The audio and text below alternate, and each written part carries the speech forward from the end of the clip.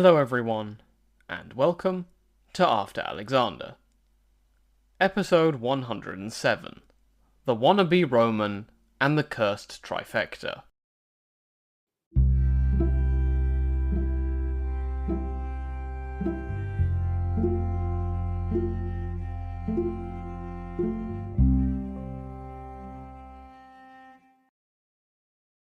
It's time for Antiochus V to take the stage as our 9th Seleucid ruler.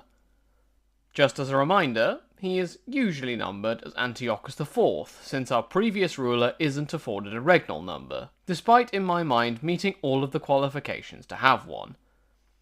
So you won't find Antiochus V in the history books under the number we're giving him here on the podcast. Anyway, let's usher in his reign, starting from 175 BCE when he proclaimed himself a co-monarch, and see how his story unfolds. Edwin Bevan starts us off by describing the character of our new king, a profile of him, if you will. He tells us that, unique among his predecessors, Antiochus V had grown up in Rome. And I suppose there is some truth to this, but not as much as you might think. According to our calculations, he was born as Prince Mithridates in 214 BCE. See episode 84 for more details on that front. The Treaty of Apamea came in 188 BCE, as we talked about in episode 98. So, Antiochus would have been sent as a hostage to Rome when he was 26 years old. 26 and on hardly counts as, quote, growing up, end quote, in my view. Antiochus V had, however, been rubbing shoulders with the powerful and influential among the Roman nobility. Now, I'm going to skip over Bevan gushing over Roman administration versus Eastern monarchies, as there is quite a lot of the idea of the East being inherently decadent found within it. However, he does say that our current monarch was more republican and egalitarian in his leanings. I have to say though, I don't really see it. Deposing your nephew is something that the arguably less republican and egalitarian prior Seleucid monarchs would have done just as easily, I feel. Yes, he'd gone to Athens and become a citizen, but I'm not sure that counts for all that much as evidence in that regard. Bevan says that Antiochus had, quote, incurable superficiality of character, end quote. We've seen this kind of treatment from Bevan before with people such as Antiochus II. Supposedly, Antiochus III had indirectly instilled in his young son the importance of external appearances and show, rather than what mattered. Antiochus V was pleased with pageants and theatrics in a way that made Seleucus IV look, quote, tame, end quote, according to Bevan. He claims that Seleucus IV amassed a treasury, while Antiochus V emptied it. I don't know if this is entirely fair. Seleucus IV had, as Bevan himself points out, been rebuilding the finances of the kingdom after the ruinous Peace of Apamea. Maybe there was simply more money to spend, and so this difference doesn't show a difference in character, but just that Seleucus IV didn't have the chance to spend the money his brother did. Then again, I am speculating. Maybe I'm showing my own bias against some of the turns of phrase and implication of our favourite early 20th century source.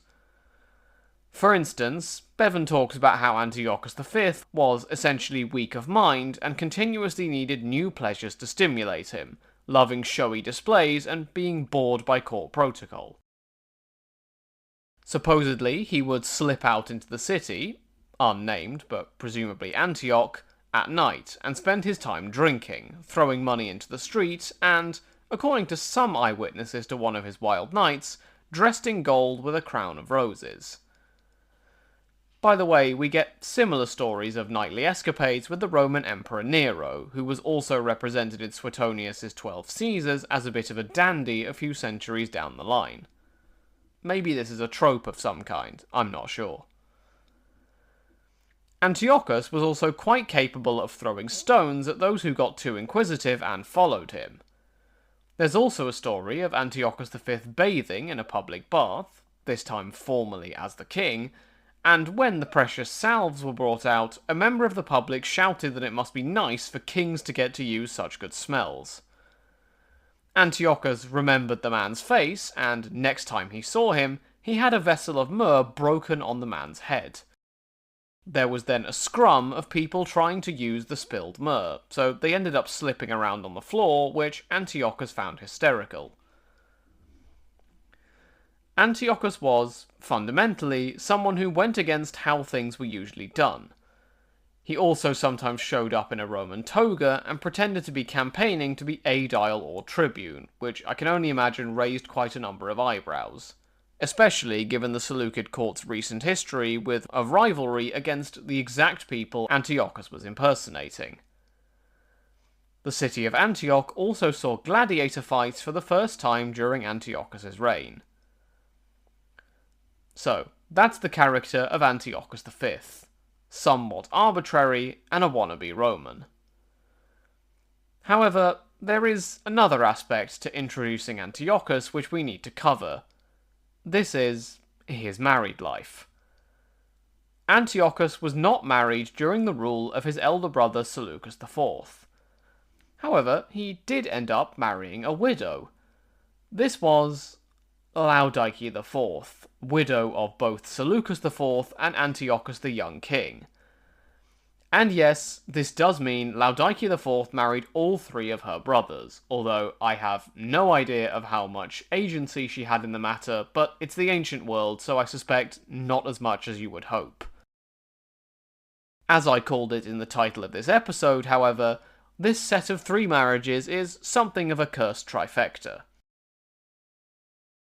The wording on Wikipedia indicates that Antiochus V married Laodike IV when he became a co-king, and his double nephew and stepson Antiochus IV was still alive and nominally ruling.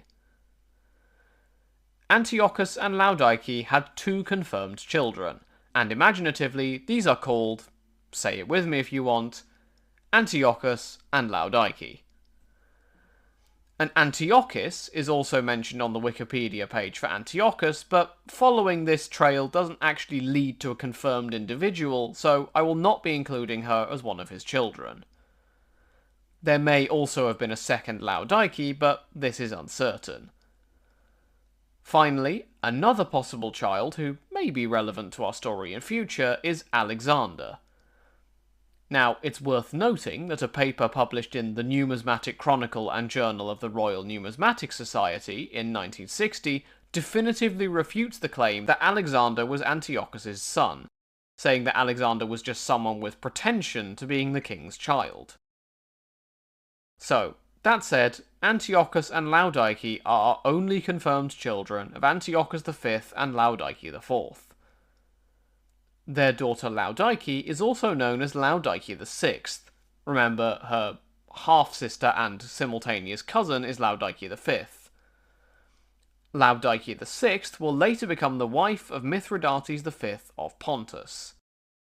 She will also be the mother of Mithridates VI of Pontus, a notable figure about a century down the line, who is thus a maternal grandson of Antiochus V. But back to Antiochus's children rather than his grandchildren, we know that Antiochus Jr. was born in about 172 BCE, 2 years before the death of his cousin Antiochus IV. However, that's the only date we have. We don't know when Laodike VI was born. So, that rounds out the family life of Antiochus V, and it also brings us up to speed with what we are told about his supposed personality. With that brings us to the end of today's episode. As always, thank you all for listening. If you have any questions or comments, feel free to get in touch at the show's email address. And until next time, have a great week, everyone.